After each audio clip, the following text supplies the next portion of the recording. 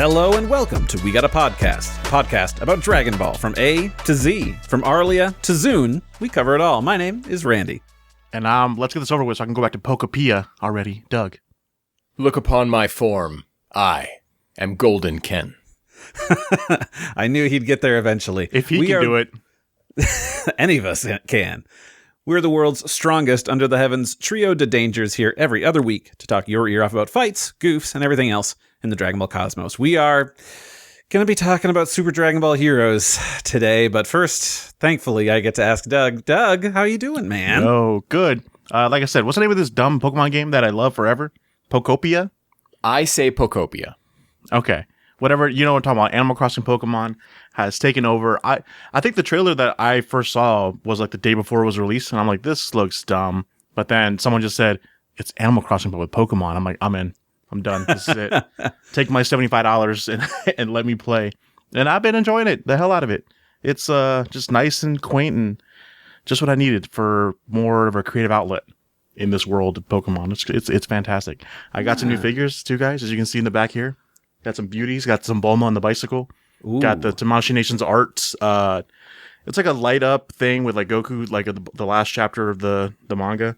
Mm-hmm. The face is really iffy. I haven't opened it yet, but just from all the pictures I've seen, I pre-ordered these things like a year ago before everything was going down. So like now it's like, I guess I had to pay a lot of money in tariffs to get this in the country. I don't know if you guys are interested in all that, but it's a whole thing. But it was all worth it because this other figure came in as well. Hinata. Oh, look, Splash that version. is somebody's mother, Doug. Not yet. But also, just if I can give an update on my, I've also been building a Gundam. Thanks to Jake, my first ever Gundam. And I've Doug number 2, you mean? Doug number 2. I've got a lot of the pieces completed there. So you can see the torso, the legs, the arms. It's like I said, my first ever Gundam, and it's been quite a journey that I've really enjoyed. So thank you. Shout out Jake for introducing me to another money pit that I can throw money at. And you went for like a higher grade thing than just the entry level. So it's I guess there's like pieces. an entry level. He kept like telling me this. I was just like, I don't care how much it look. Whatever looks good, I want that one. There's like entry level ones. I think this is either like level 2 or 3 or whatever. But I don't know. It's pretty as long as you just follow instructions. I can see how the harder ones would be a lot harder. And there's already some frustrating bits about assembling these model kits that. Like, I'm like, let me just get past this and it'll be fun again. Like, so I just get over those bumps and everything. But nah, it's been really nice. I do. It is a shame how you snip out some parts of the thing and like the marking of you snipping it is just there forever now. It's like on the outer coating of the thing. But whatever. It's my first ever Gundam. It's hella fun. Nice. Besides that, I might have a treat for all you figureheads. By the time this episode comes out, I might be just keep an eye out on my socials, Trebaz Doug, because I might have a treat for y'all. I don't want to promise anything yet, but once I have something, I might have something for you guys. Whoa, So, yeah. Okay. Stay so tuned. mysterious. Yeah, but that's me. Ken, how about you? Doug, you were so excited to get to talking about your figures that I would have liked to have continued talking about Pokopia because I have also been playing it. Yeah. And man, I don't know how many hours I put in, but it is ruining my life. I can't stop playing it. It is one of those games where, like, for the video version, when you play it, you're just sitting back and you're like, Yeah. you're like that, just hunched back. You're not blinking. It's been really bad. My eyes You're have right. been This getting game dry. would be better for like not the Pro Controller, yeah. but actually Yeah. the Joy-Cons would be better. You could just lay back. Oh yeah, what am I doing? I'm doing it the wrong Should way. be using Yeah. Joy-Cons. You should turn off the mouse controls in the game because the way I hold the Joy-Cons, they're always triggering the mouse mode. Super annoying. But I heard they were janky too. So yeah. not necessarily janky. It's just I don't like the mouse feel of a Joy-Con in general. So there's that. Mm-hmm. It is what it is. Beyond that, though, it is less, there's Animal Crossing elements to it. And people who have played Dragon Quest Builders will tell you that it's the most like that. But I think Pokemon really undersold how much like Breath of the Wild it is. You're right. In that there's a story, there's stuff to do. It gives you the freedom to do it at your own pace or to not do it at all. You just do whatever you want and you can kind of switch up the order in which you do things. It's super open. There's no enemies, of course. There's no bosses, but I was back in an area and I hit some bricks, and then I found like this whole like underground labyrinth. Oh, yeah. That led me to something for what I'm guessing is end game stuff in this. Oh, really? Where you have to put a puzzle together. It's awesome. It's incredible. Oh, yeah. No, I think I know what you're talking about. Yeah.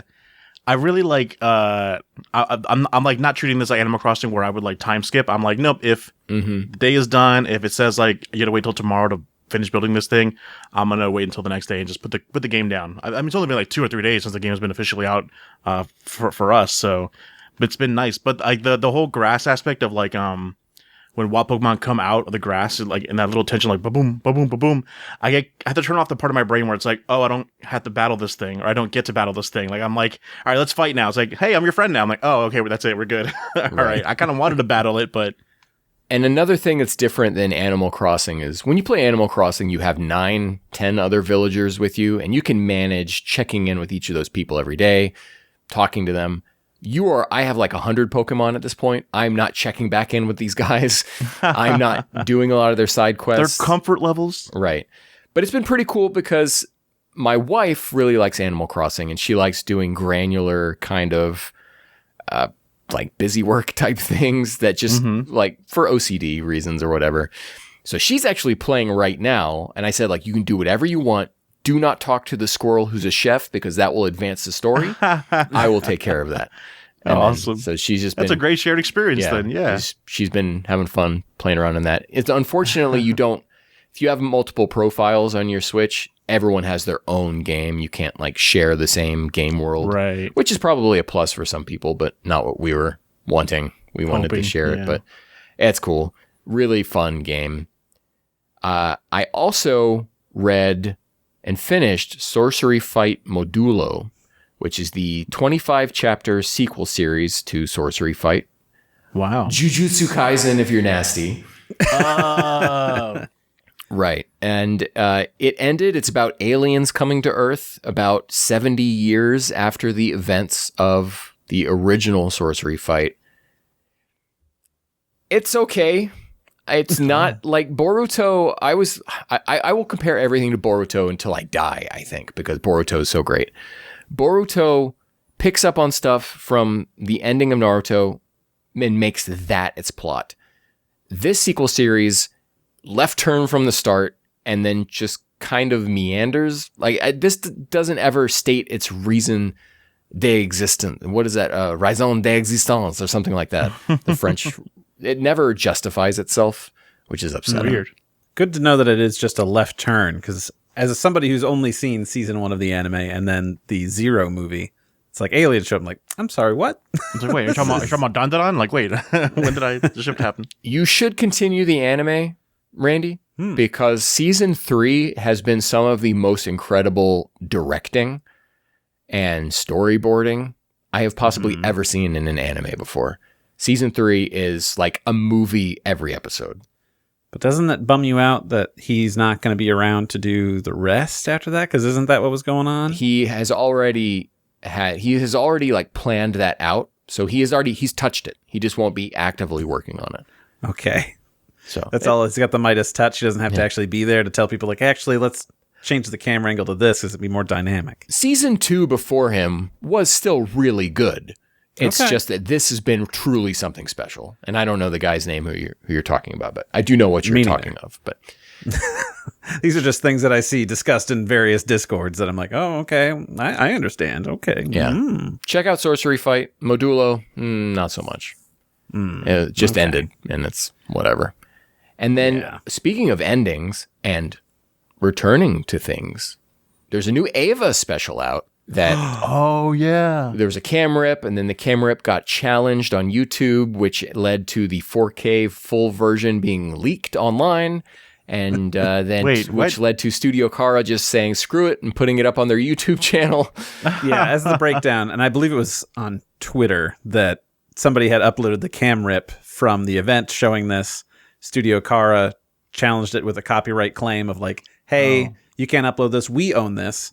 And then as the reason or like, proof, like, they just have there's a Google Drive link to just like a .mp4 of the video. Oh my God. And then you can see that. So people are like, oh, let me just take that link, pop it in my browser. Oh, I'm downloading it. All right, cool. And then oh my God.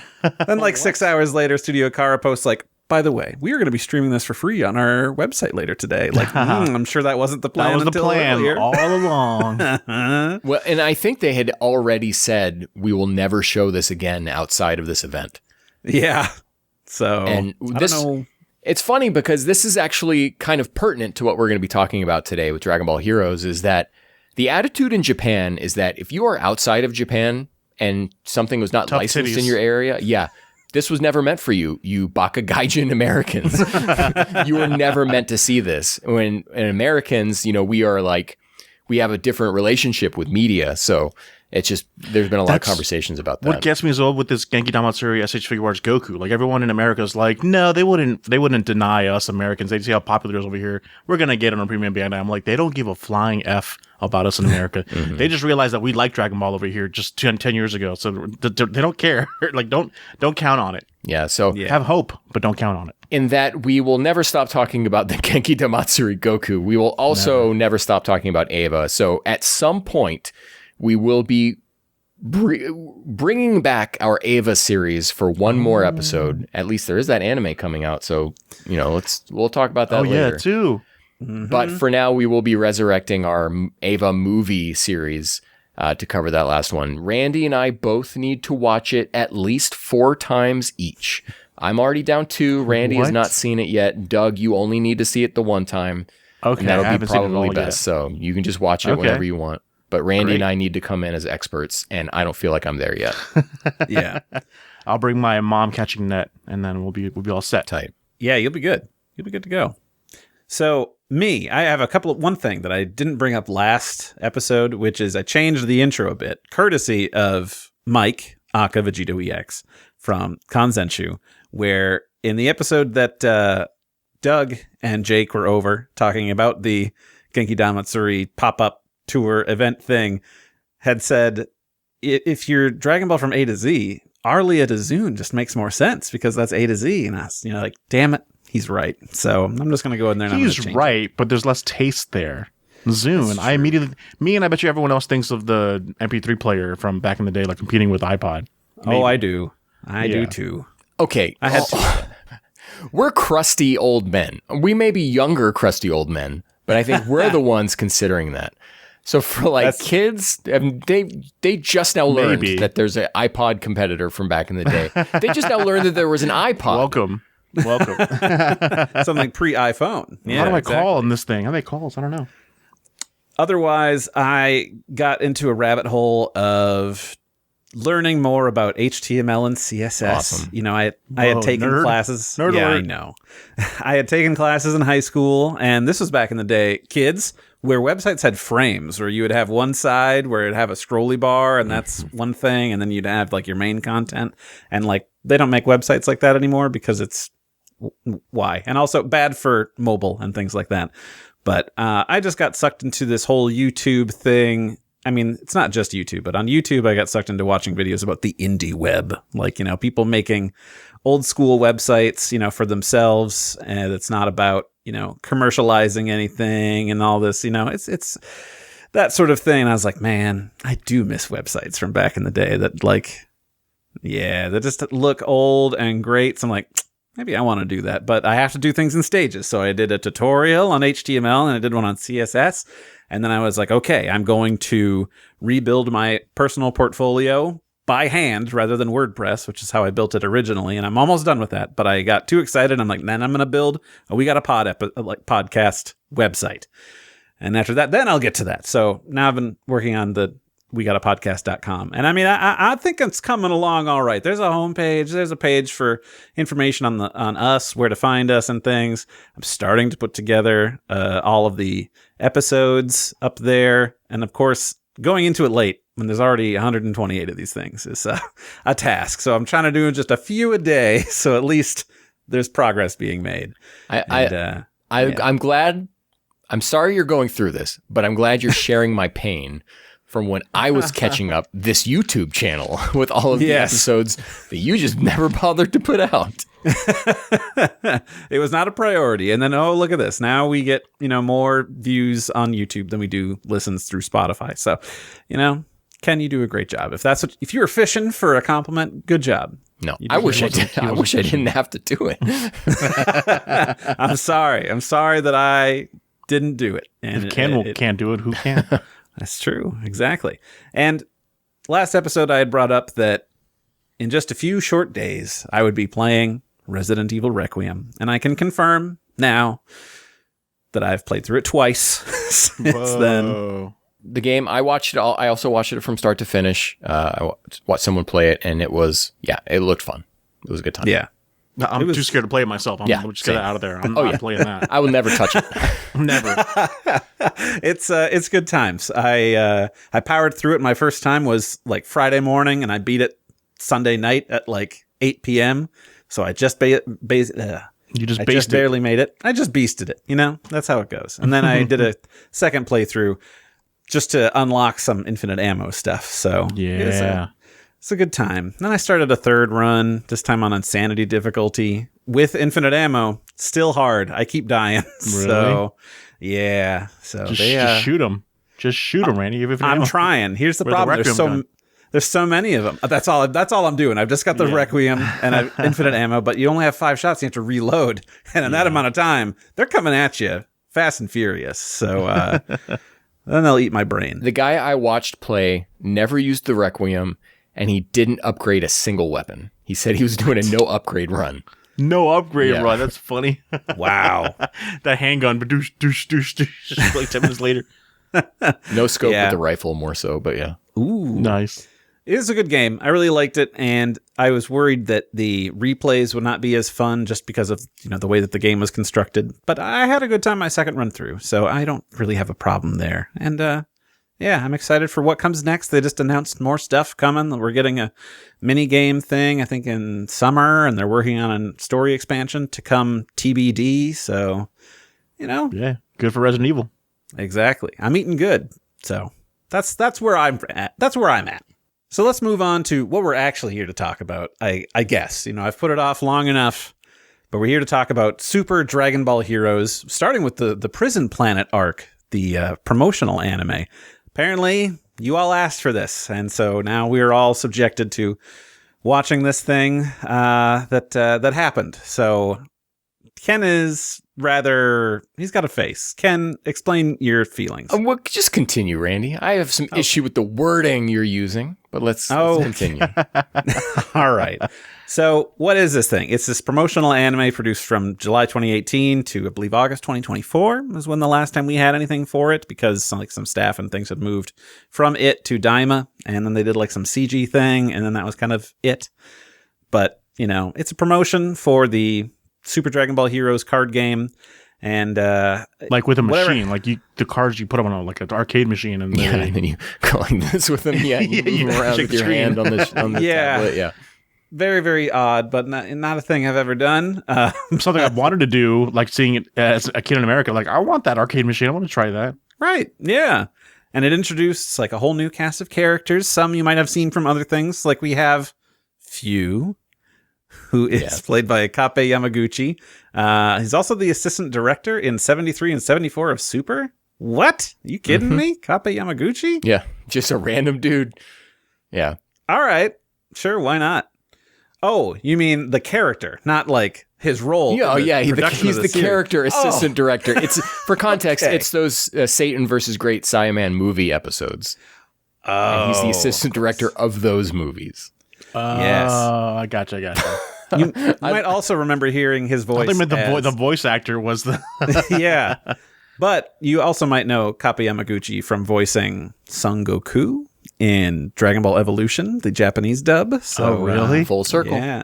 Mm-hmm. Wow. It's come full circle. And we have Cumber, who is Rikiya Koyama, who is Kademu in Daima, one of the 5 not, super... He's the leader. The Ginyu Force. He's the leaders. Yeah. Oh, okay. Gotcha. Directed by Legendary, for different reasons, Tadayoshi Yamamuro. and music by Yuya Mori, who did music for Black Clover special in 2016 before they did a TV show. And then he was replaced by Minako Seki. So he just did one special thing. Everything else didn't really seem like there was a lot happening in his credits. Real quick with Yuya Mori, how did you guys like the music in this? Because I thought, to pull a phrase, it whipped ass. I thought that it did a decent Still hate job. that phrase. I'm not too musically in tune, so I didn't like think about it one way or the other. Fair. Which in a way is good. If I didn't notice how bad it was, I would say it did its job. Yeah, there's no what's that the Sumitomo song from Omen Super of Victory. Nothing like that. This all worked pretty good. I mean, this high energy, so that was good. I liked that. Series composition by Atsuhiro Tomioka, who worked on Super, Pokemon, One Piece, Fairy Tail, etc. Tons of credits. Very experienced Toei writer. Did screenplay, script, and series composition. Written by, we have Ken, who did some further diving in. So I'm going to try to read this first time. None having other writing credits, just Bandai staffers, it seems. We have Yuki Kadota, who did episodes 1 to 19. Rokuyuki Suzuki, who did 20 to 40, and then Masatoshi Akai, 41 to 56. And just some last little tidbits here. According to the Heroes 8th Anniversary Guide, this takes place after Super Broly, the movie from 2018, and the Dark King Mechi Kabura arc of Dragon Ball Heroes. And it was later adapted into the second part of the Super Dragon Ball Heroes Dark Demon Realm Mission manga. Yeah, that's a lot of word salad. So we are... Yeah. Let's talk about watch order here for a second. When I put out the call asking people if they would even be interested in us watching Super Dragon Ball Heroes, GottaGoFest.bsky.social replied, yes, here's a watch order to help out. Apparently, chronologically, first episode of this is episode 20, which I believe adapts some of that Dark King Mechikabra stuff. And is this because the game didn't really go in any particular order? Doug, or I have no idea. Why is there a watch order? Why is it all over the place? We are watching it the normal way that it came out, but just know at some point we'll get to episode 20, which is after, I think, the next arc after this one, which will kind of just slot as its own thing that takes place before the stuff we're watching now. Okay. You don't need to know about it. Sure. Explain. I have questions, okay? We can just get out of the way. Sure. Can I? You're going to have a lot of questions, so don't just about the meta of it all. Like, when did episode 1 come out? Or when did the first episode of Superheroes come out? When was, like, it announced, like, we have this new thing called Superheroes. There's going to be an anime. When was it announced? I don't know, but it started in July what year? 2018. Okay. So it's, really that kind of recent-ish? Okay, that's great. Well, after Broly. After Broly. I would have thought it was before Broly. Or Was there a Broly? regular Dragon Ball Heroes? Came out, I want to say it was late 2018 in Japan, and then it was like January 2019 theaters here. So then this was just part of the... But then there's like a thing called just Dragon Ball Heroes that was out before this, right? I feel like there's something like this. Yes. Okay. But there was no anime for that? No. Victory Mission, all of that, that's well before this. Okay, great. And so what time is this supposed to fit into time-wise in our plot? It's supposed to fit on our plot at all? Yes. Well, not supposed to actually fit in, but if it were to take place, I would assume. Like the movies. It's just... Doug, I've got a great little recap for you, and I think it's about time to dive in. Let's do it. Last time on Dragon Ball Super, after a hard-won victory against the other 11 universes in the Tournament of Power, Goku and Vegeta defended Earth against the likes of Broly, wrong continuity. After a hard-won victory against the other 11 universes in the Tournament of Power and later Broly, Goku and Vegeta spend their time, as usual, training on Beerus's planet. No Moro, no granola. Throw everything you know out the window, because this isn't just Super, it's Super Dragon Ball Heroes! Hell yeah. That makes sense now, Doug? I totally am lost more than I was before. Branching timeline. Okay, so after Broly, Moro is one path, and then this is the other path. Okay. And that's why, like, they're in Goku's dressed a certain way, and so is Vegeta, like, in that. That feels like Resurrection F outfits. I don't know. And, like, the Corp outfit. I don't care. This is just, like, more figure. Like, I've seen these, like, outfits from figures. It's like, and I've never cared about them at all. I'm like, this stupid show. Like, I don't give it. Put this away. I don't want to see it in my face. Have you never seen any of this before, Doug? Maybe like clips and bits of like 2 seconds here and there on Twitter or whatnot, but no, in its entirety, I never. Wow. If it came on, I'm like, get it out of here. I don't care. Wow. Yeah. Well, what are your overall thoughts then? Now having sat down to experience 3 episodes. My head is still reeling from like just the whirlwind of so much things happening. Like before I saw this show, I thought it was just a dumb, like, yeah, this is what the Dragon Ball fandom has become now. We're just like, give us a Super Saiyan 3 Trunks and a Vegeta and a Broly Super Saiyan 4. This is all so stupid. After now watching this and seeing the pacing it's going at, this. I thought it was before. I thought it was stupid and boring.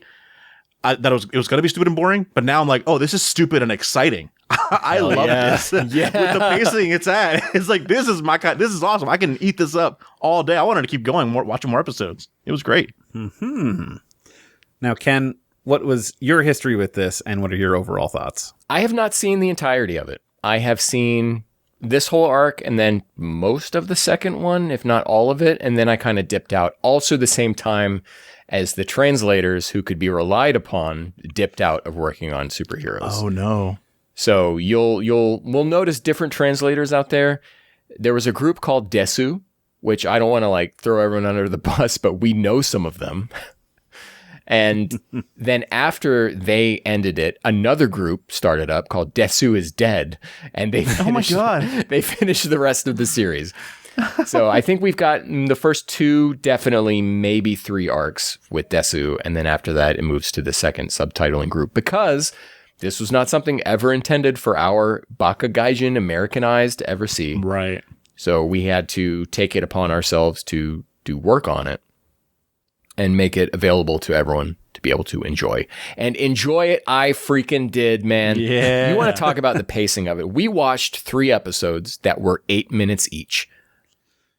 They could have easily stretched each one of these out into a full anime length episode, but that they didn't.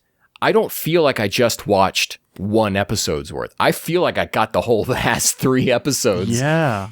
So much happens in this, and it's just like boom, boom, boom, boom, boom.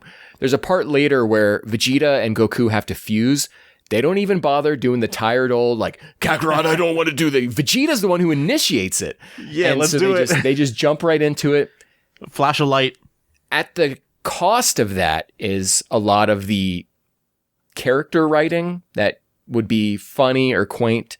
This really would just skip over all of that, and we're just going boom, boom to the next boom, boom, boom. It's exciting. It's dumb. Sacrifice. Yeah, all that just for like the check out this thing, check out that thing. Like we don't care about those characters or story, but the pacing of it makes it fit so well. It's nice to have this. You know, I'm not going to try to... I'm going to say something insane here, okay? I like this more than Daima, okay? Yes! And I was thinking the same thing. To have Daima in our rear view windows, where that was a full-length anime episode, and sometimes it felt like nothing happened. And to have this as an 8-minute episode, and I feel like I got more out of it than 1 or 2, 3 episodes worth of Daima. Absolutely. It's insane. And it's crazy.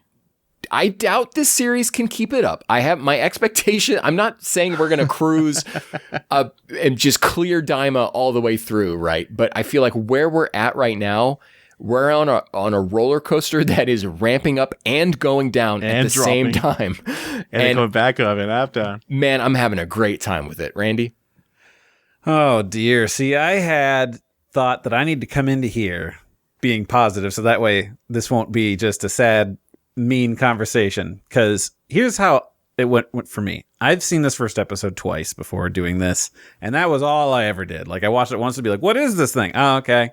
And then watched it again before Daima when Ken and I were like, let's watch episode 1 of each series. Oh, yeah, you accidentally watched that. I didn't accidentally. I meant to do this.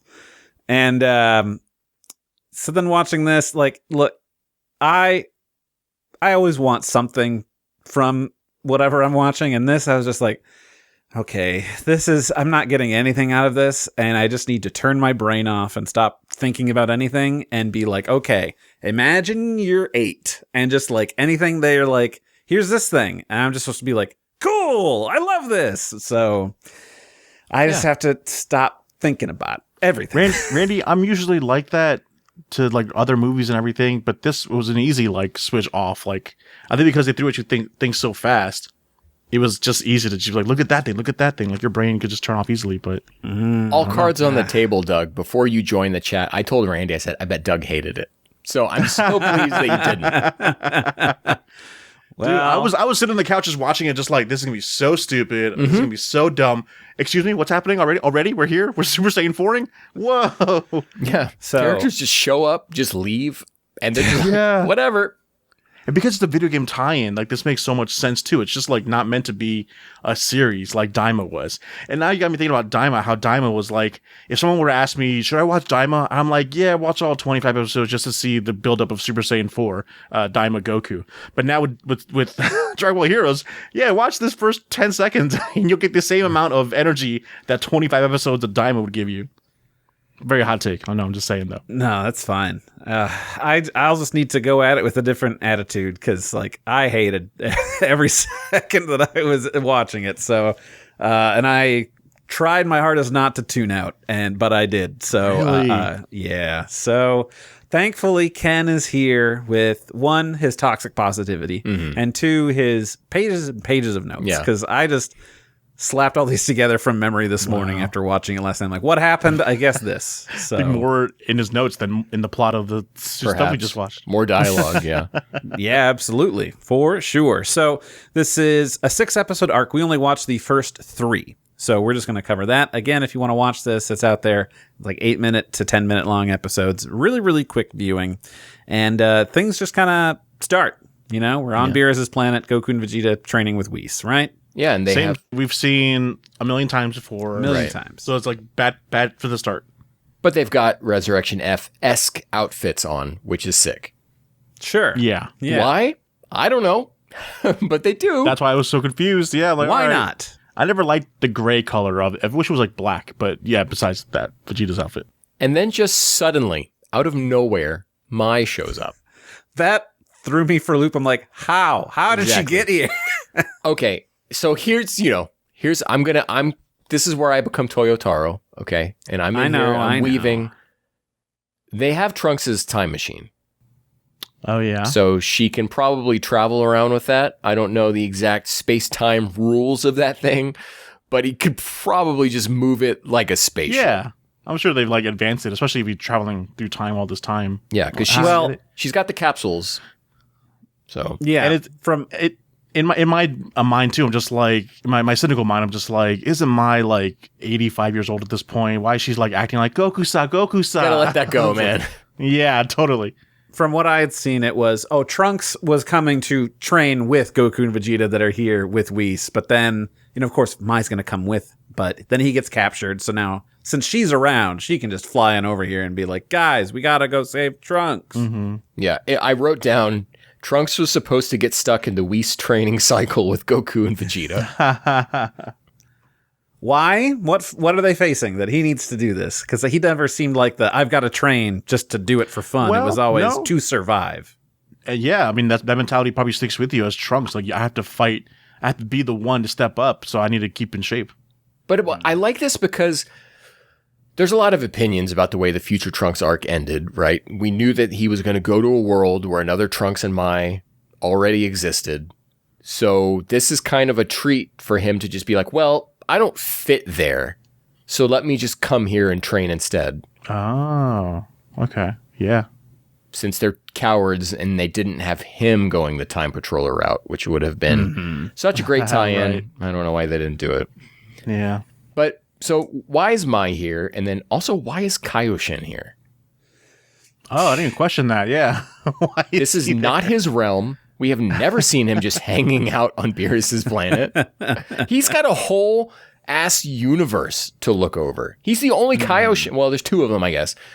But you can't leave it up to that old man, right? No. Why is these 2 just training and he's sitting there at his table, his little teacups? Well, this is after the Tournament of Power, right? Everyone's just kind of like had a reunion. It's technically Pearson, it's further after Broly. further after Broly. Yeah. Maybe they're like, hey, let's do a solid like training for Goku and Vegeta. Let's all join hands. I don't know. It was probably Whis' idea. Like, hey, I got some food. I don't have a problem with Kaioshin being there. Yeah. It's the thing is that they don't explain it. You don't need to know. He's just there. Right. Deal with it and you move on. That's the show in a nutshell, basically. He is just there for that he can Potara hand eggs. over the Potara. That's all. That's and all. we just move. Few shows up. How did Randy pronounce it last time? That's okay. We don't need to talk about that. Okay, sure. He says he's a friend of Trunks, but Trunks is on the prison planet. And He does it in the most unconvincing way, which is like Trunks is in danger with a huge smile on his face. Like, oh man, he's in.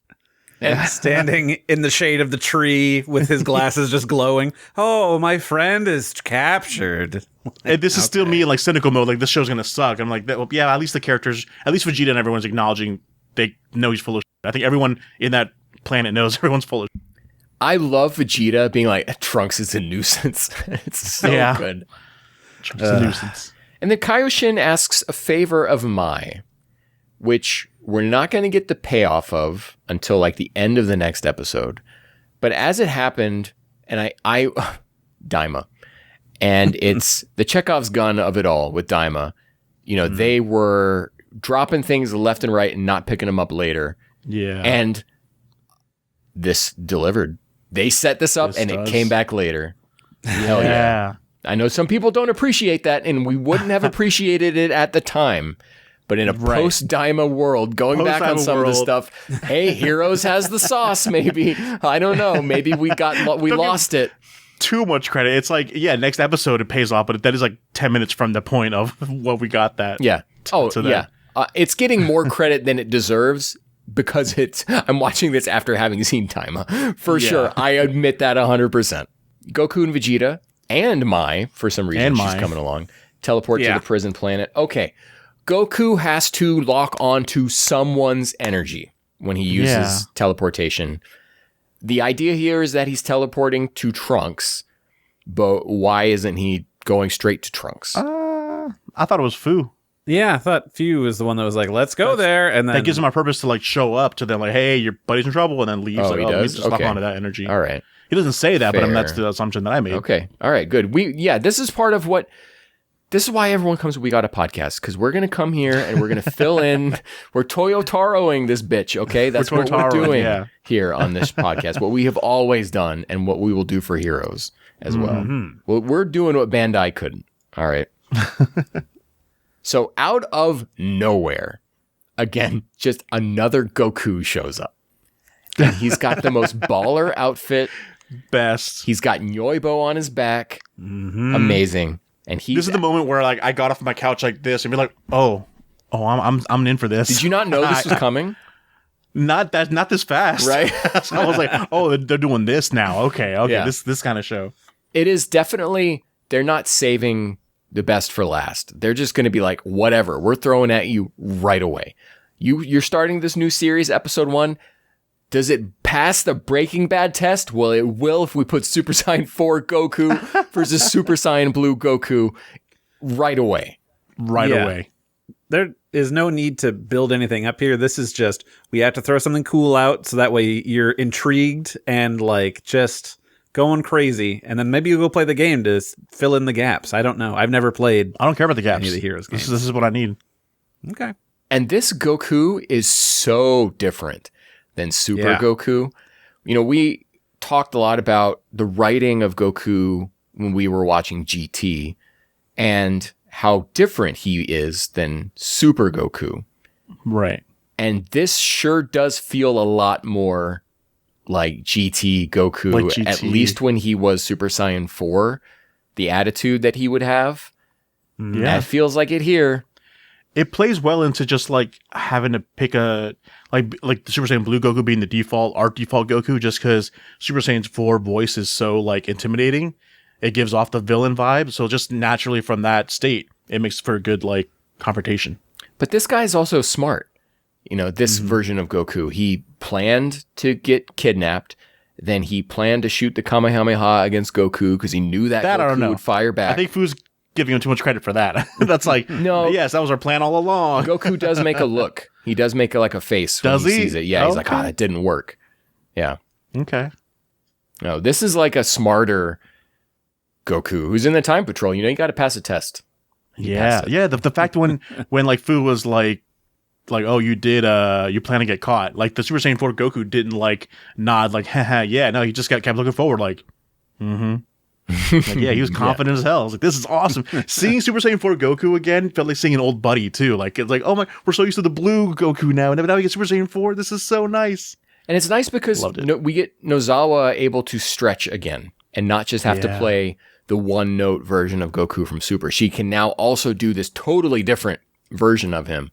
Yeah. And we went through the writers and how they're just I wrote a bunch of Bandai staffers. But for them to be able to do this and make these two very distinctly written Gokus, that's good props. Come on. That's really good. Yeah, that's very true. So Goku, he got captured on purpose. He goes and he's tracking down dimension crossing evildoers. Well, it just so happens that Fu is gathering strong warriors from various times and space and just wants to have them battle forever. He wants to take his figure arts and clang them against each other. It's just like me for real. Yeah, he's just a kid playing with his toys. It's awesome. And he says, why was Trunks taken away? Well, Trunks has done the unforgivable. His time travel has come back to bite him, which is another note being picked up from the future Trunks arc. Yeah. That was just kind of thrown away. Like this to me. Okay, so let's go back to where we were in 2018. We had Broly coming out. We knew that Toyotaro was going to be doing something with Moro, and then we had this anime coming out. This still very much, to me at least, felt like it could have been where the anime was going to go, even if it was these 8-episode things, because it was picking up on stuff from the series that was just airing and running with it. That's true. Yeah. I think it is. I'm not saying this is the smartest show I've ever seen. But you got to give credit where credit's due. Yeah, its ability to pick up from seeds left in the previous series and find its plot lines there, that's good storytelling. But they have to gather Dragon Balls, which is kind of like less great storytelling. Yeah. Got to include it somewhere. MacGuffin. Yeah. It's the MacGuffin. Yeah. Did our Goku seem like he didn't know what Dragon Balls were? So Super Saiyan 4 Goku pulled it out?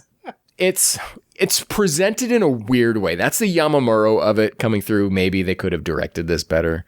Yeah. Is that I think so few specifically says special Dragon Balls. And I think that's where Goku is kind of like, he says Dragon Balls. Oh, you got one of those already? Yeah. Yeah, but then it looks the exact same. They could have made it look a little different or whatever to signify that this is a different kind of Dragon Ball, which it is. It's not the Earth Dragon Balls, but they don't do that. And so it's finicky that way for sure. They ran out of colors. So we're confused, and that's why also Goku is confused. Goku's confused, yeah. So Fu just teleports away. Like, see ya. Peace. Trunks wakes up in a prison cell. The door's open. As he escapes, he meets, that's right, Cooler. Oh, yes. The one and only. Another one of those, like, bam, hit you in the face. Like, whoa, where are we now? Cooler's here? No explanation of this guy, I would assume. Because we're just kind of going with the flow of, like, everything that has happened so far happened. And then Broly, and then this, which, like, I don't think we ever met Kula in this continuity, but he's just there and also alive, because if we're going after the movies that have happened, he's super dead. So. Just different universe. I have mentioned this before, but this could be someone's first time listening. Dragon Ball Z movies 1, 5, and 14, that would be Battle of Gods. So Garlic Jr., Kula, and Battle of Gods are all incorporated into the official Dragon Ball timeline from Caramel Mama. That's right. So we're talking Chozenchu and also different like festivals or shows they've had. They've had like a timeline on the wall. These 3 specific movies are considered in the timeline. So based on something that happens in the next episode is we're going to talk that Vegeta recognizes Kula. Vegeta's not in movie 5. Yeah. But Vegeta, that means knowledge of Kula existed, and Vegeta would have known about him. Well, he met Cooler in the best movie 6. He did. So he knows Well, like the energy, his energy or whatever, like his. Or he's You seen also him have to before. remember in Plan to Eradicate the Science / Super Science, Vegeta saw Ghost Warrior Kula. But That's what my initial thought was too. Was like, is it from this from the OVA? So here's the intent of the people who made this show. Vegeta recognizes Kula because Kula is a thing that has the Dragon Ball brand attached to him. Okay? yeah. That's why.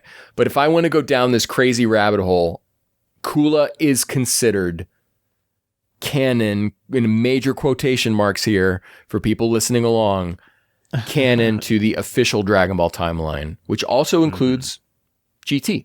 So. Oh yeah. Fair. This again is the benefit of this show being so fast paced, so that you don't have time to think about it. You're just like, oh my god, cool, that's cool. I want to see him do stuff. Yeah. We see Few in his like little laboratory space. Yeah, his den or whatever. And on his screens, he has King Cold, he has Bojack, and he has Ozoto, which won't pay off for a very long time. For those who don't know, Ozoto was from what, Dragon Ball Arcade, the VR VRVS. Yeah, it's Versus. I always just called it VRVS in my head. Never thought VR Versus. VRVS. So, real quick question about Xeno Goku. He is from a different dimension, or Prison Planet is a different dimension where everybody has gone to. Well, he's a time patroller, right? He's Right. He's from a different dimension. Okay. Because I know that Few, I think, says something like, oh, I've taken people from different eras and things like that. Because I'm like, okay, so King Cold is alive again. So it must be from earlier time. Same thing for Bojack, I guess. Because, like, did he wish these people back? And Kulo would be from a different time as well. Yeah, so I guess this is all from different points in their timeline. So I'm overthinking it. Anyway. And Bojack, there's that. Though not in the timeline, does fit pretty cleanly as well. So true. But again, he just has Dragon Ball attached to his name, so that's why he's in this. If nobody recognizes him, this could be the first time he's shown up in this continuity to these people. If we don't want to say that 9 actually happened, be like, oh, here's a guy, and he was out there in space being a dick. There is some weird stuff that with Cumber here. We're introduced to Cumber, and he seems like he's right behind Few in this That's what I thought laboratory initially. Yeah. But then as we phase into episode 2 now, he is not right behind Few. He is like on top of a pillar, some kind of like hellish landscape. The way that it's worded in the last episode is, and this could be up to translation too, right? Translation is not a one-to-one, right? You do have to assume some stuff about what's happening. And so the way that the translation is worded in the last episode is like, it's not Cumber's turn for a little while, right? The translator, which I believe was Herms, may not have known that Cumber his turn was immediately next in the beginning of the next episode. And so there might be some flexibility there. So my little note, Cumber is introduced as the evil scion. Aren't they all? Like, so why is there like I thought he's about the that evil too. one? Like I would have liked it if they instead called him the Mad Saiyan or something like that instead of the evil one. Like that's maybe what the intention is. The Berserk, yeah. I mean, it's Aka Saiyajin. So or Aku, right? Yeah. Because Akka I was gonna say, is it Akka? That's a funny. say Aqua would be like red. There is a part where Few calls Super Saiyan 4 Goku like red guy or something. I liked that. Yeah, hey, the red guy. Yeah. What'd you call me? I love that though. Yeah. So Aku no Saiyajin. Yeah, maybe there's a different translation you could do there. But also this is post Broly, so we have been introduced to Gine and the others. We know they're not all necessarily evil, even though Bardock was still part of a murder squad, as we had established last episode, despite being ho-hum and dead. But just by looking at his energy, it was like he was able to be like, oh, it's evil. I feel like that is weird. You shouldn't be able to tell someone's intention by. I don't know. I like Mad or Berserk, like Randy said. Well, he's got the 5-star ball, and he escapes. He does? Yeah. Yeah, you see it briefly in there with with him when he's in the room. And if that's Senpai trivia, gotcha, bitch. Got him. Now, Goku, Vegeta, Mai are just walking around searching for Trunks' key. What happened to Super Saiyan 4 Goku? Where'd he go? I was wondering too. I'm like, he was the best part about this show right now. He is just gone. But that's fine because Cumber shows up. He's got massive key. And Goku goes Super Saiyan 2. So why not Super Saiyan Blue right off the bat? Does he? Yeah. Yeah, he does. Yeah, I don't understand that either, other than, like, okay, he's going to have to fight somebody that could realistically handle Super Saiyan 2, maybe? Like, when I was watching that, just, like, trying to rationalize why. I think we see Cumber get stronger rapidly over the course of these 2 episodes. Oh. So I don't think necessarily, like, maybe he didn't seem like he was that much of a threat right away. And so Goku's like, well, I only need to do this. Because Vegeta stays in base the whole time. Base. Yeah. That's what I was wondering too, yeah. Fantastic music, I just want to say. Yeah, I know you guys weren't paying attention. Well, I wasn't. No, just me. So Yuya Mori is killing it. Goku catches Cumber's evil aura, as we'll find out later from Few, is a thing that can happen, can snap your mind, as the subtitles say. Mm-hmm. Trunks appears, saves Mai.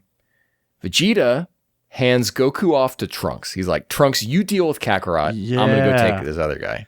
So, Mai gave Trunks his sword and clothes. Mm-hmm. And close. How did they remove the cuffs that, like, sealed his energy? Because he just runs over and is like, guys, I'm here. And he's in his, like, thing with the cuffs. And then Mai is like, here's close. And all of a sudden, the cuffs are gone. Like, Did they ever say what those cuffs did?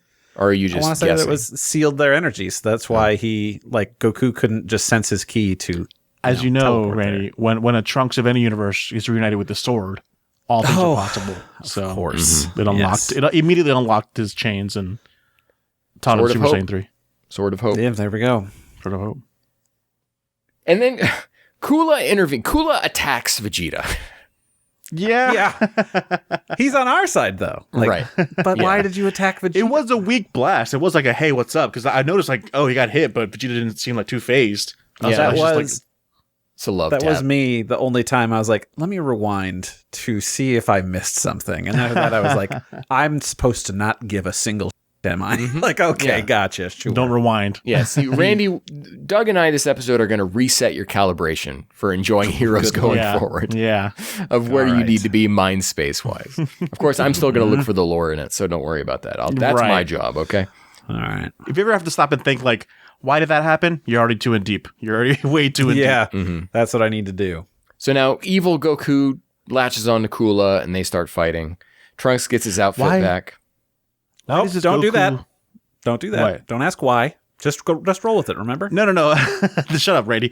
Why does Goku's face look weird when he's like under the evil spell? Like it feels like it's like lost shading or like just the drawing aspect of it. Why does his face look? Oh, it's not just that. He's got a dark tan, too. Yeah, he's got a dark tan. I feel like maybe like the lines they drew are a lot thinner for it or whatever. Like I feel like it's a different artist drawing like his face. It just feels weird. It's feels just off to me. It's just to differentiate. Sure, just to show. I get it, but it's just like, what do they do to do that? It's just like impressive. Like, how do you make Goku not look like Goku? Which is it's great. And then we get Kula here with a little baby monologue. And I really like the writing of Kula here as well. They got the whole like chip on his shoulder, like not the favorite son type thing. Yeah. The writing here feels consistent with what we know of Kula from movie 5 and 6 as well. And he says, Phew, you said Frieza surpassed me by becoming Golden Frieza, right? But if my little brother can do something, then so can I. Look upon my form. I think I shall call it Golden Kula. It's like, so creative. Wow. So awesome. It's just like so petty. The most petty. Ken, when I first thought about the intros, I really like when I saw that, I'm like, I should make mine Golden Cooler. No. I bet Ken's gonna do that. So I should just introduce myself as Golden Frieza. And then Ken would be like, oh, if Doug can do Golden Frieza, I'm gonna do Golden Ken.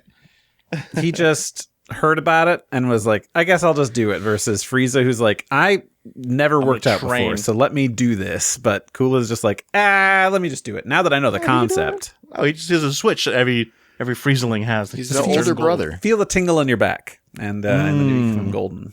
Well, felt it. Kula always looked down on Frieza as being kind of like a you're making mistakes here and there, Lazy. and everything. Yeah, I forget what he says when he sees like Goku launch off past him, and then Kula's like, "That's going to be a problem someday," or he says something like that. Yeah, something like that. So maybe Kula did train. I don't know.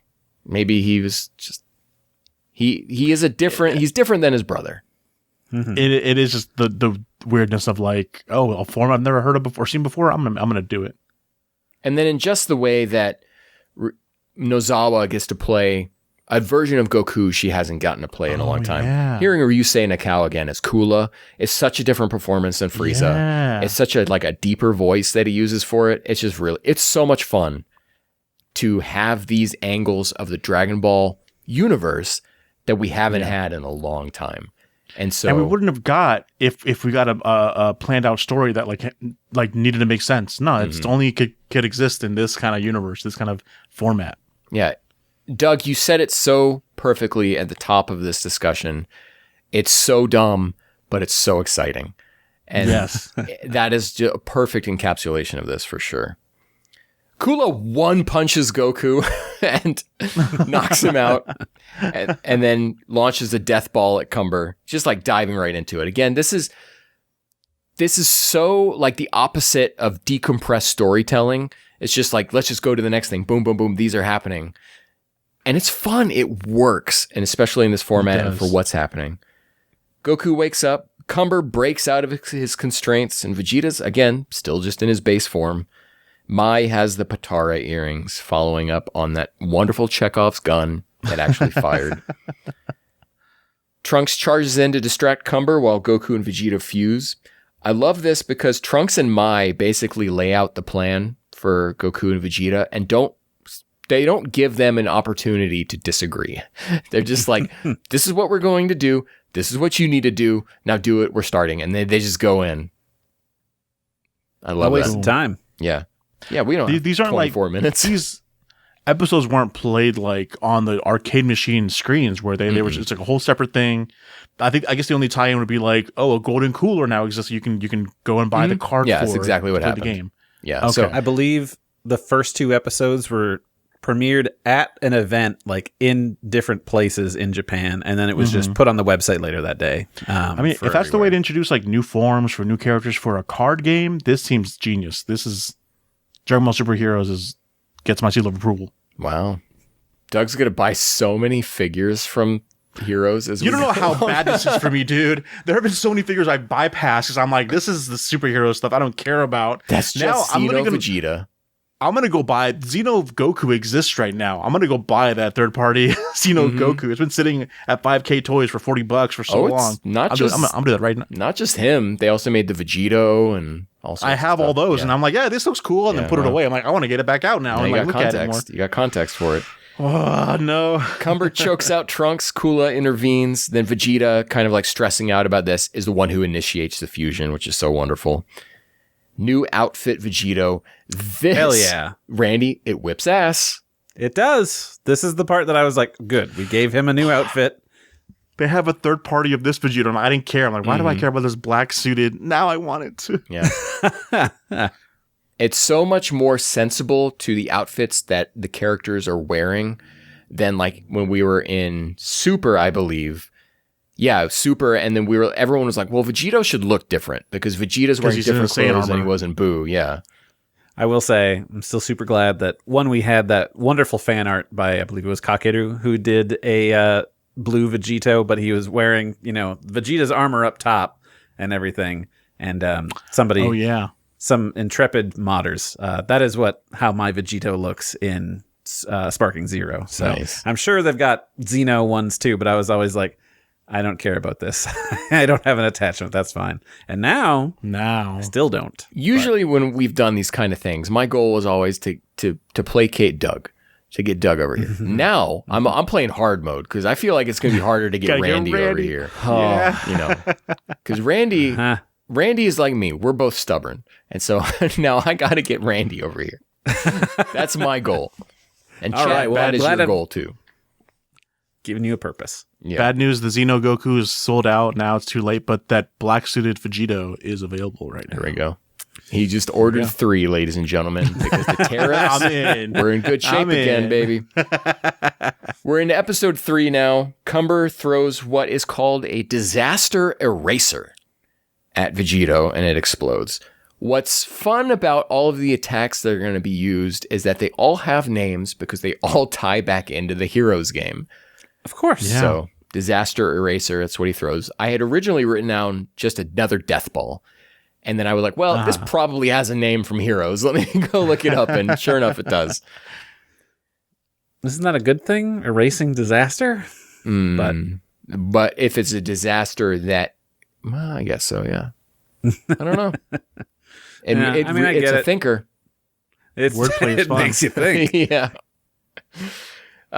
Few is ecstatic about this fight. He's just loving it. But Vegito is unfazed. Like, I'll take disaster erasers all day. Which he will show quickly he's not able to just take them all day. Yeah. Because I think this is what we're seeing is that Cumber is just continuously powering up as this goes on.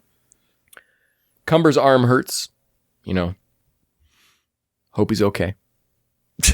He'll pull through. I don't know why. Yeah, I don't really know why he's grabbing his arm there after. Maybe all the that, but blast singed him there. We just never got the shot of it singeing that maybe arm. that we would have had that in the 24-minute cut. We don't have time for that. We're just Right. boom, boom, Yeah. we're moving forward. I don't care. Yeah. Someone's hurt. Just it happened off screen. Don't worry about it. Vegito and Cumber fight. Cumber's using these weird evil wave whip things.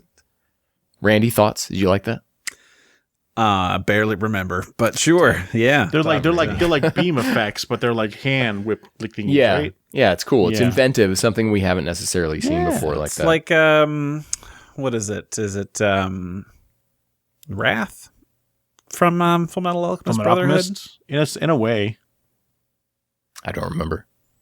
It's more like Venom. I wish there was an 8-minute episode version. I shouldn't say that. I liked Brotherhood. Wow. I was gonna say it, and then I was like, no, I don't believe that. I'm not playing a character. Right now. I don't even believe this myself. Cumber is different than most Saiyans because he doesn't just find joy in fighting. He finds joy in destroying his opponent, which I think is a fun angle on the Saiyans and their battle craze, but he's kind of more tilting into murderous territory. Yeah. And that's what he enjoys rather than that would be his job, basically. I look God of forward. Destruction. Yeah, I look forward to Ultra Ego Cumber eventually. Maybe. We got to get this guy back in canon. That's what I'm saying. Then we get Super Saiyan Blue Kaioken Vegito. This is new, right? We didn't get this in Super? Don't believe so. Not Vegito. Not no. for Vegito, yeah. So it's cool. Another version of the character they can sell cards of for Heroes. That's why this stuff is happening. Randy, just go with it. Just know that it was made to make money so that Dragon Ball could continue on. Yeah. And someday, Sure. because Heroes did so well, we got the wonderful Dragon Ball Daima out of it, Randy. How about that? Aren't you glad? How about that? Makes you think. Just move forward. All right. Mai helps Trunks out of there. More awesome music. The chains are starting to break from all of this fighting. Disaster Eraser, he shoots off another one, but this time Vegito has to fire back with the final Kamehameha because Cumber, I guess, has gotten stronger and so it's more powerful and Vegito's having to push it back. Because earlier Vegito was just no-selling that Disaster Eraser. Right. Yeah. The chain's broken. And now it's time to burst and mix, baby. We're going Ozaru. Golden Ozaru Cumber, that's right. Cumber shoots a blast at Vegito, but Goku and Vegeta split just in time. More chains breaking, and now the ceiling is breaking. View having a grand old time. And guess what? They slam us with a Harmony Cell. Yeah. Ooh. And the episode To end the ends. episode, right? Yeah. Wow. You know what show didn't have Harmony Cells? I'm not even going to mention it, but you know what I'm talking about. I did. Super. No. Super. Okay. Had one at the end of 131. Oh, you're right. Dang. Kids got receipts. Watch All out. right. I'm trying. I'm a superhero's head, baby. God. All right. Now I am too. I'm buying figures now. We should have known. We should have known if there were going to be figures involved. Doug's in. I was At hoping least- that it would just be cards. At least some of the figures that I've had bought in the past that were from this, limit breaker stuff or whatever. I'm like, okay, I have those. have those taken care of. It's just now I want the Xeno Goku with that skirt or whatever. Okay. Doug, this is a perfect YouTube short or TikTok or whatever, because you can be like, hey, over on the podcast, we've been reviewing Dragon Ball Heroes, and now it's got me down this rabbit hole. Now I'm in this rabbit. Yeah. Now I'm in debt. Never go in debt. Buy responsibly. Only spend what you have. There you go. Other than paying for. That's okay. Right. Well, yeah, it's within your budget. That's still debt. Anyway. Just be smart about it. And that's at the end. Okay. I think this was a good way to break up. I'm looking at my timeline right now, and not Dragon Ball timeline, but my waveform timeline.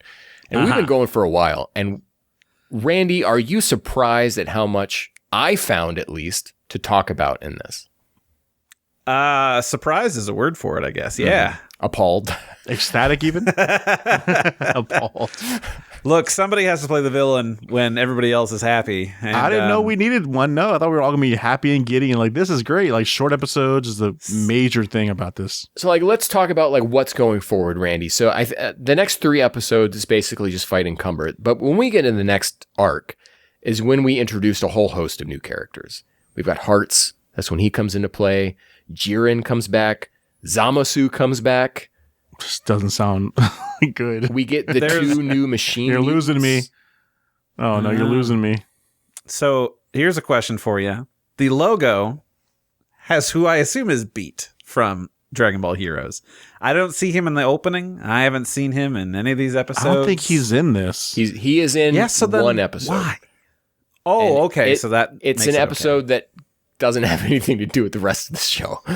Well, at least the character who's in the goddamn logo shows up for a little bit, I guess. But that's because like he's like your avatar character that's not really meant to be. If you were in Japan and you're playing these games, which again, Baka Gaijin were never supposed to have seen this. This is not supposed to exist for us. I need to just look at it as it's just a thing to get you hyped for the next like update to the game or this new card or whatever, and like maybe you get fulfillment out of that. But me, I'm just like, this doesn't provide enough of anything, and I don't think I'm going to play this game. I don't know if there's any other media out there that's like, okay, well, let's give you a reason to care about any of this. I'm like, okay, it's.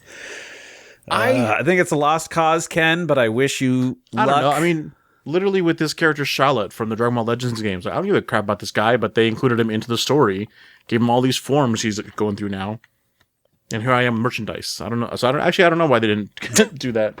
I love that this can exist in its little corner in its own lane. It's not trying to be anything it's not, right? This is Saturday morning cartoon, banging action figures together. Super was the thing that continued on as like the next branch from Toriyama, including the Toyotaro stuff that continued there.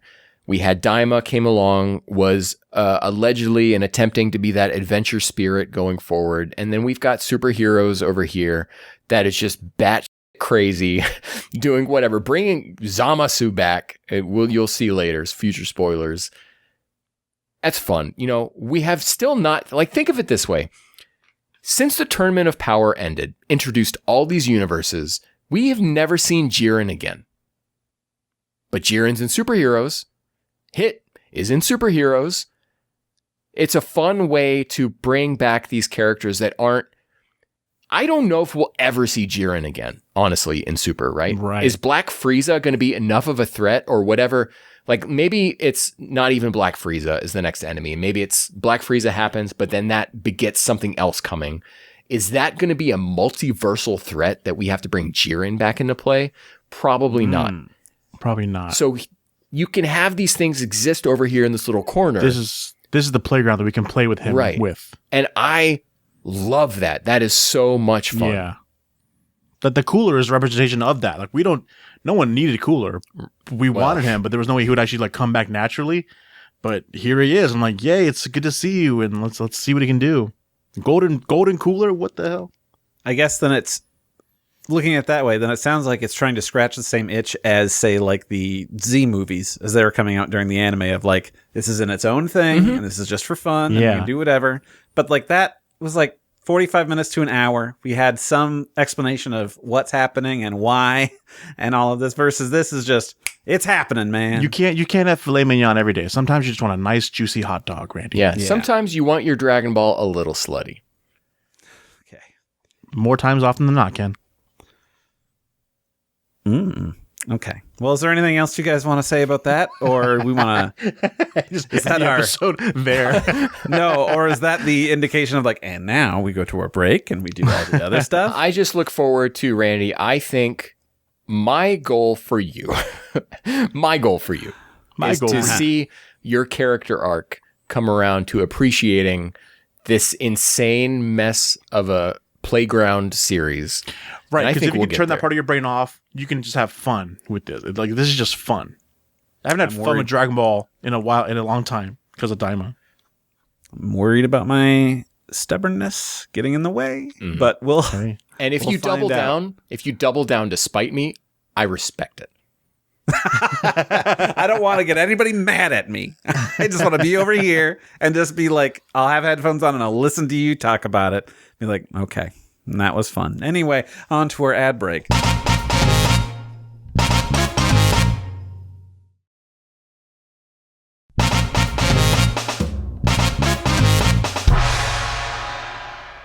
Alrighty, and we're back here with more We Got a Podcast, but we're going to listen to what you guys had to say about this here. I would say Galactic Patrol. No, it's just the Prisoner Planet arc, part 1. Careful there. Don't break your Super Saiyan 5 Goku figures, two. Tablos, sorry. Or, whatever you want to call them. Ken, as always, manning the blue sky, putting out the call, asking for people, did they tune in? It's only 8-minute episodes. Let us know your thoughts and things like that. And I think that we should start this one off here. Ken, do you want to handle Nerdy Norwegian? I'll handle nerdy, all right. Super Dragon Ball Heroes is such a weird thing to experience. It's poorly animated, but semi-okay drawn. The story is basically nothing. But at the same time, I do enjoy how out there some of the concepts are. I appreciate it for the fact that it's something different. Few is an interesting character, so that's nice. All the other villains, new and old, are pretty boring. My favorite part of Super Dragon Ball Heroes is definitely the Xeno cast. The first one being Xeno Goku. Having a time traveler Goku with a new costume, who seems to be a version of Goku from GT, is a nice change of pace, and the battle between him and regular Goku was cool, at least in theory. I do appreciate this series for giving us a bunch of out there story ideas, even if the execution is usually quite poor. Shout out to the pretty decent intro songs and surprisingly good music. The music in Super Dragon Ball Heroes beats most of Sumitomo's work, IMO. It was good tunes. In my opinion. I think it is consistently great in a way that Sumitomo had very high highs and very low lows. And I love Sumitomo, but I think overall, currently we are dealing with a more consistent, better composer.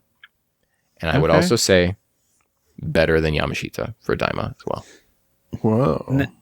Now, to be a bit mean, you don't really have to convey any different emotions for this show. I mean, you're not dealing with like, okay, well, here's something that's heartfelt and here's something that is, very disappointing and like shocking. It's just, let's just have some tunes on while we fight. That's all right.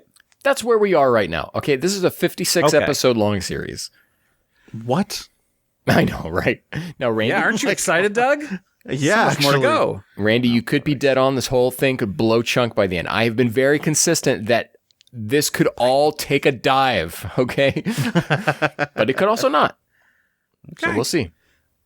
I'm happy for you. So Jacob Sawyer says, I feel like I'm missing some context, though since this is a promotional anime, maybe I need to play the game to get more context. It is fun for what it is.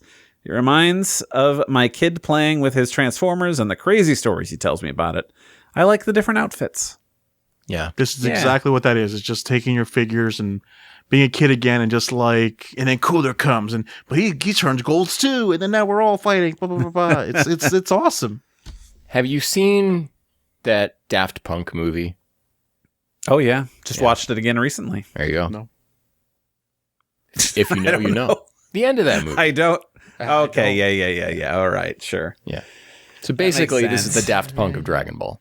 That's what I'm saying. This is the Interstellar 5555 of Dragon Ball. Wow, you said it. Alrighty. Ken, how about this one from Lady Xeon? Yeah, Xeon writes in, when this was first announced, I was actually kind of excited. Just dumping the toy box on the floor and doing weird, fun things with the characters and world sounds like a blast. And it could have been good if they paced it out, giving the events breathing room, and if they hired a writer to tell a story, and gave it an animation budget higher than the price of a Wendy's Biggie Bag. So basically, if it were a completely different product. That's the thing, is that Is that it's how you not feel, meant Randy? to be a standalone story, but I can't help but judge it as not as something against that. Because I don't know. Promotional anime, if I hear that, I'm like, oh, that's not for me. I'll tune out. That's fine. I'm But okay with you that. know what was just a promotional manga, Randall? Well, then Toyotaro is a god among men. Because I mean, yes, Talented, he that is. guy. He's pretty talented. it's true. Absolutely. Sylvie says, first time watching this since it came out. I admire it more now for being an anime version of Kids on the Playground, where you just say something happens because it does. Because it Goku, does. Zeno, and Vegito's fits are great. Like how unhinged Fu starts sounding. Music has a couple cool bits too. Other than that, it's whatever. Really funny to think back and how everyone was talking about this since it was the first animation released after Super ended. What place would you say a promo anime like this even has in Dragon Ball's history? I say forgettable and not noteworthy. It's, you know. Heroes has more guidebooks than anything else in Dragon Ball. And it's just like a lot of card art and stuff. Very cool. Yeah. But I don't think this is a forgettable part of Dragon Ball's history. This carried Dragon Ball for a long time. The fact that they are never bringing it to the U.S. means that we're never going to get merchandise for. They're never going to make SH figures Not for well, this. I have seen Heroes, the Banpresto Heroes figures at Target. Oh no! Wait, you're right. There are. I do have those. Yeah. The statues, the little ones, the Crane Prize figures. And the Heroes game, the Switch one, came here out on PC as well. Oh, So we do get some of it with no context attached. Yeah. We're just not ever going to get this. This will probably never see a physical release, for sure. No. Just But- remembered I've bought that game twice and I've never played it. You should stream it. Stream it on this channel. I mean, the quality we watched this wasn't even like, it was like 720p, wasn't it? It wasn't even The third 1080. episode was. I The have no first idea. two, I believe, were 1080. Yeah. But it's all good fun, I think. And no physical release, but it's got a Plex release, baby. That's what I'm talking about. Rob writes in and says, That's all oh we boy, need. this will be a fun ride. The ultimate let's smash toys against each other. Episode 1. Oh no, Trunks was captured. Thankfully, Trunks' friend Phew will oh no, he's trapped the heroes in the prison planet. Xeno Goku is here, and I think he might be the most book-smart Goku. Episode 2. The evil Saiyan Cumber starts his fight with the heroes, but Cumber's ki can snap the minds of the person who touches it. How will Goku, Vegeta, Trunks, and Golden Cooler, Trunks' new BFF, beat Cumber? Oh, Goku and Vegeta will fuse into Vegito again? But he's wearing new clothes. Episode 3. Vegito and Cumber fight. Cumber makes a power ball, turns into an Ozaru, and Goku and Vegeta defuse. The biggest criticism I can say for this promotional anime is the fights are box standard Dragon Ball fights.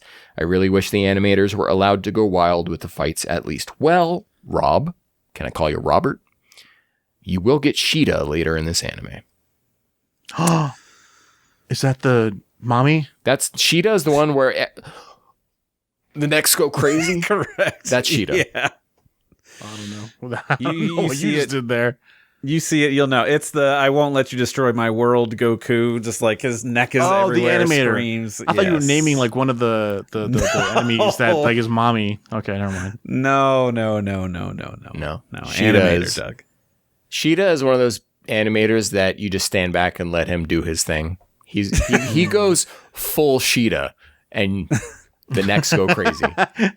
you never stand go back- full Sheeta. Yeah. You let him do his thing, and it's the same thing every time. And So yeah, Doug, some people say maybe you should never go full Sheeta.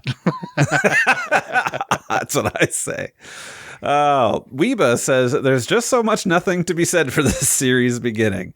At least with other Dragon Ball related entries, I can reliably find something to praise or hate, but this here I just feel nothing. Who knew that removing the story beats, character interactions, tension, and stakes, and just boiling down the entire series to pitting what is essentially action figures together to fight would result in something so boring? I get the same emotional response from setting up 8 comm players in Smash Bros., setting them to the hardest difficulty, and letting them duke it out. This is going to be a long series. Yeah, you know what? Give me an anime adaptation of the Power Desk commercial from the 90s from Dragon Ball. I'd watch that. That'd be interesting. I buy that as such figure arts. Doug, what I'm seeing here is that you and I have a lot of hearts and minds to change.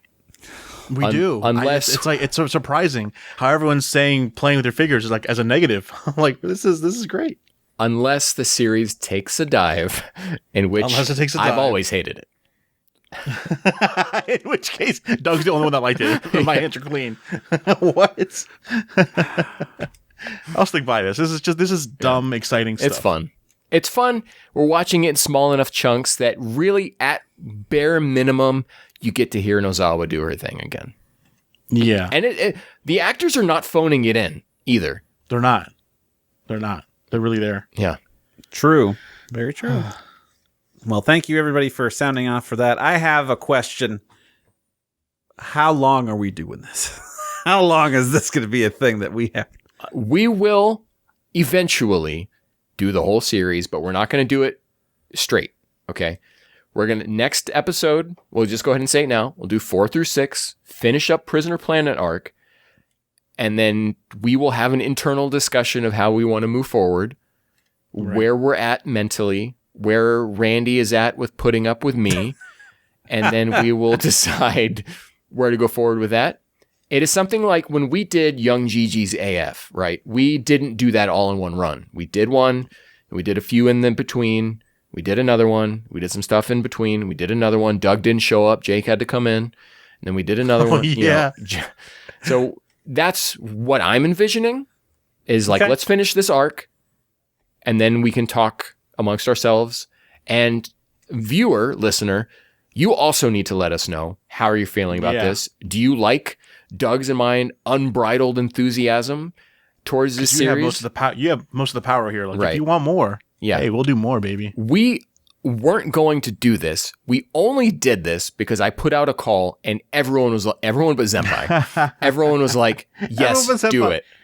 And so we did it. And it's fun. But if you guys aren't putting up with this show, then that will definitely determine our schedule going forward.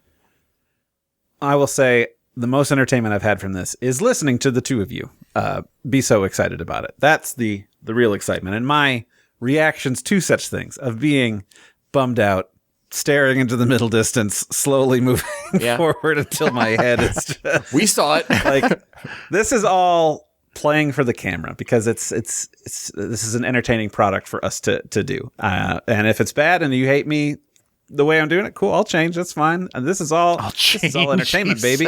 I'm just going to say, I felt like a kid the night before Christmas leading into the hours before recording this podcast. Really? I was so excited to come in here and talk about this. Yeah. That's how much I loved it. I was dreading this before I started watching the show. Then I'm watching it. Oh, it's this. We're just doing this. Okay, totally. I know what it is. I can accept it for what it is. I'm down for this. So yeah. Okay. Well, cool. I'm glad you're so down for it because now we get to put it to the test with Zenpai Trivia. Zenpai was not excited about this, but you know what? He watched these episodes just so that he could follow up with trivia for it. So strap in, strap on. Here's 3 questions coming your way. Question number 1. How many individual planets is the prison planet composed of? Was it 8? I'm going to guess the magic number 7. Ken's got it. 7, including one that looks just like real-life Earth. So, yeah. We truly are on a prison planet. I was like counting. I dotted a mental image of the planets in my head. I'm just counting 1, 2, 3, 4, 5, 6, 7. There's one in the middle that they're not counting. There's one in the middle. I know there is. Question number 2. The actor playing Cumber, Rikiya Koyama, also plays a major character in the Yakuza Like a Dragon series. Which I don't think we mentioned that, did we? A major character? Can you tell me which game? He's like a It's not dragon. written here, and I don't know who this is. Riki, a major character. I'm just gonna make a guess. It's Kashiwagi. I'm gonna say, who's the main rival in the first game? Nishiki. Nishiki. I was gonna say that. I mean, he's your It's a friend. character named Saejima. Saejima. And wow, Like Saiyajin. Saejima comes in Yakuza 4, and then is a kind of a mainstay after that. But Yeah. Oh. Yakuza 4 sucks. But in Yakuza 5, as Saejima, you get to fight a bear, and it's awesome. Whoa. All right. Well, I get that to look forward to. I've only done 0 to 2, so we'll see how things Play go. the original 3. Do not play 3 Kiwami. Kai. That's good.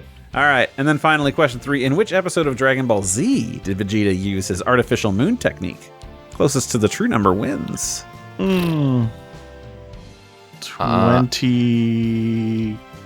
29. 31. No, that's wrong. Yeah. Late 30s, probably. Ken's right there, 31, right at the end. So That's nailed right. it? that's exactly on the money. God. Gee. Got him. Which is even funnier because this whole doing Super Dragon Ball Heroes thing just came out of nowhere because we have a schedule, and that schedule, tonight's episode was supposed to be your go-to favorite, and the episode was episode 31 of Dragon Ball Z. We were going to watch it and we were going to talk about it. Nice. We'll do Unfortunately, that this after happened Prison instead. Planet.